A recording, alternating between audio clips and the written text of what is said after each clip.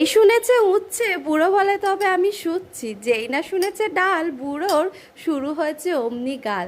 আর যেই না শুনেছে গোস্ত রুটি বুড়ো বলে আরে আমাকে ধরতে হবে না, আমি আপনিই উঠি। তবে বন্ধুরা, তোমরা উচ্ছে ভাজা নিয়ে আর ভয় পেও না। উচ্ছে দেখে কেউ নাকও সিটকবে না আর কেউ গালও দেবে না। তোমরা একবার আমার মতো করে উচ্ছে ভাজার রেসিপিটা বাড়িতে ট্রাই করো, দেখবে বাড়ির কচি থেকে বুড়ো সবাই এই উচ্ছে ভাজা খেয়ে তোমার প্রশংসায় পঞ্চমুখ।